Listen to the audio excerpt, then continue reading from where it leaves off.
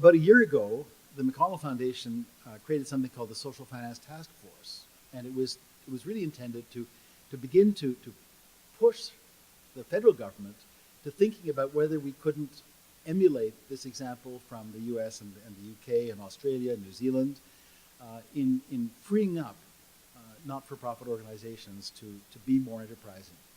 And it's beginning to have some effect. It's a conversation which clearly now has started.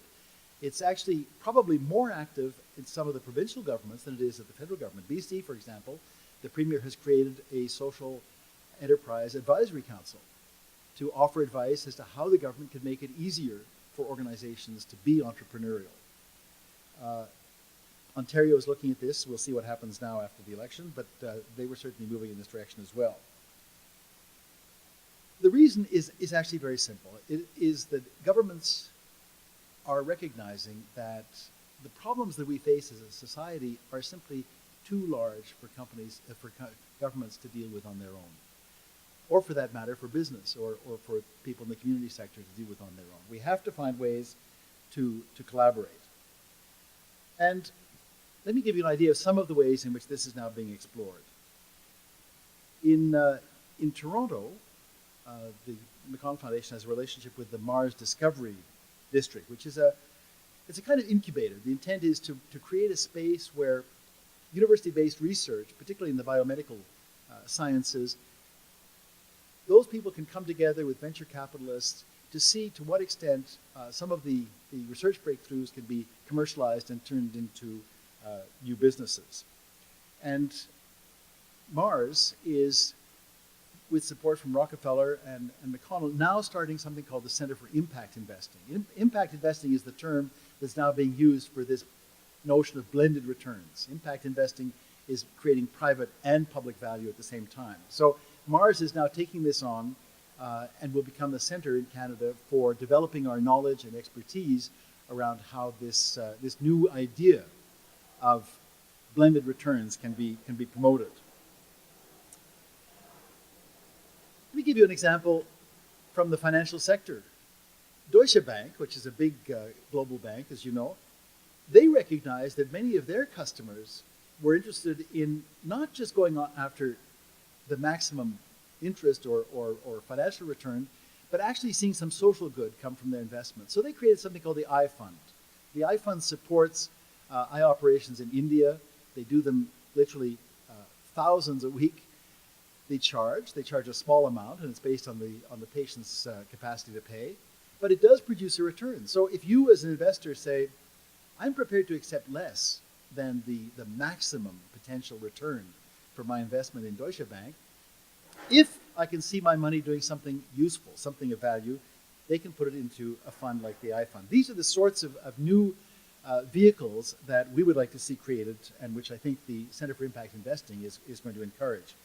And I think it's indicative that there is beginning to be a blurring of those formerly very distinct divisions between for-profit and not-for-profit. There was a very influential article that came out this spring in the Harvard Graduate School of Business Review by Michael Porter and Mark Kramer that talked about shared value, the same idea that companies, big companies, are saying we have to be aware of the impact of some of the environmental and social challenges in our society if we're to continue being viable as businesses.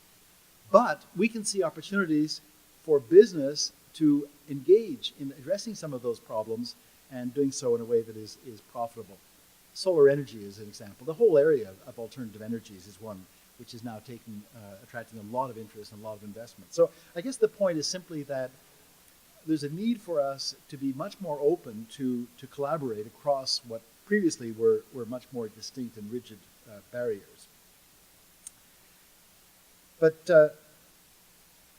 we're only talking about the financial aspect, the need for people in the sector to be sustainable.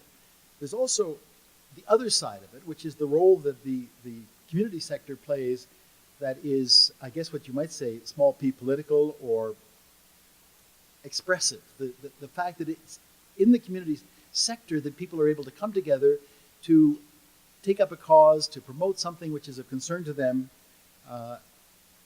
in a sense, to exercise our role as citizens in a democratic society.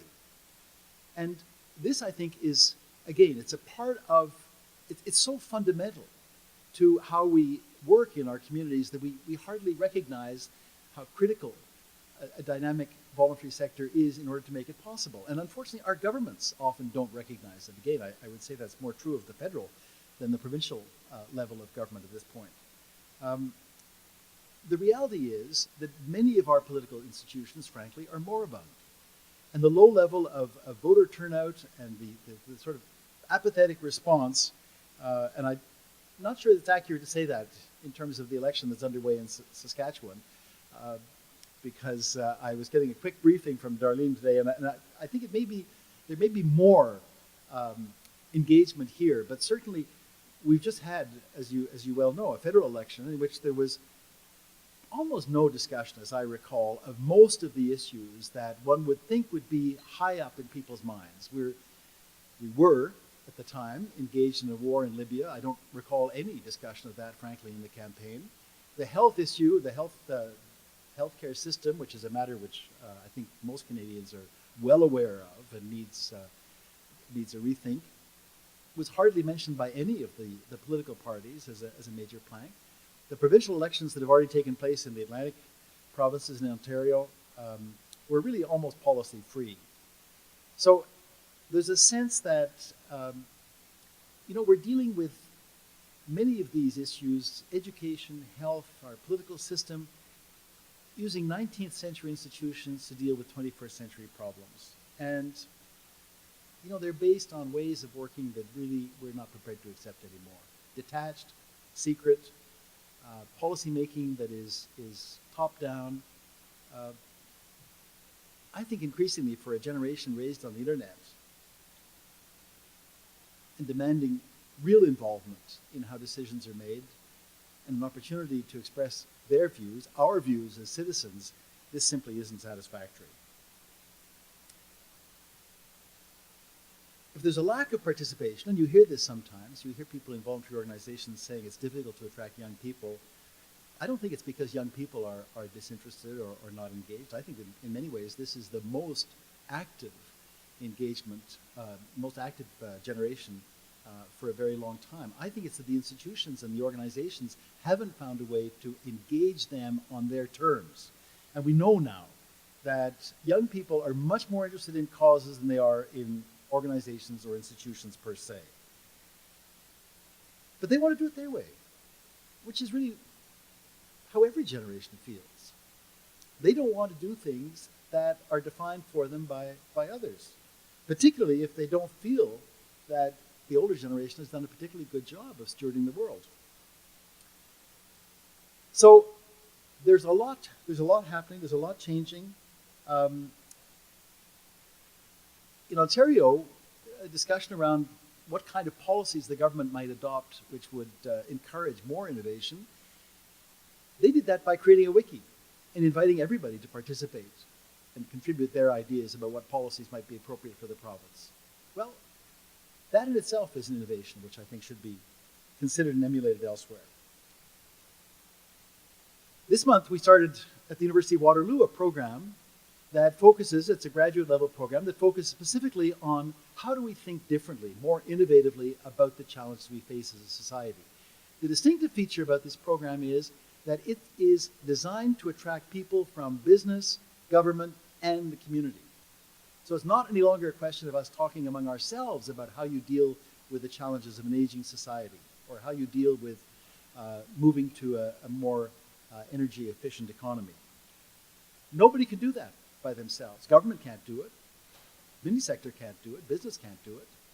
We all have to be involved. So this program at the University of Waterloo is designed to create a space where people can come together and rethink the nature of some of these problems by understanding that each of us has a partial understanding of what the problem is. And we need to have the perspectives of people looking at it from a totally different angle. So yes, the community sector does face some big challenges, but I think this is the area, this is the sector in which innovation has always thrived.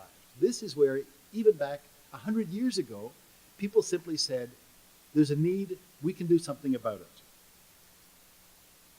We need to change, I think, the image of this sector from the caring sector to the creative sector. We need to encourage this migration to the middle, this ability to work more effectively across some of the divisions we've had. Of course, we have to also retain the values base which distinguishes the work. It may be that our structures will become more mixed, but it's important to recognize that the values that we believe are important remain important. It's just that they don't have to be limited any longer to the work of organizations in the community sector. If compassion is important for work in the community, it's also important in terms of how we look at how business functions. If getting results is important for people in business, it's also important for people who are working in the community. What distinguishes this sector is that we're not talking about clients or customers, we're talking about citizens. So I think that by celebrating the 100th anniversary of the YW in Saskatoon, we can both recognize and celebrate the contribution that it's made to this community and to making this a community that people want to live in, a dynamic, healthy, vibrant community, and at the same time step back and say, we need this at the level of Canada as a whole, and we can't take for granted any longer that this is understood and supported by everybody, because it's so much a part of our society that we just assume that it can somehow survive and thrive without the active help of governments and the understanding on the part of citizens that we cannot allow it to be starved of the resources it needs or pigeonholed as just the place where people who want to do good work. Happy 100th anniversary. I look forward to coming back and meeting everybody for the next centenary anniversary. Thanks very much.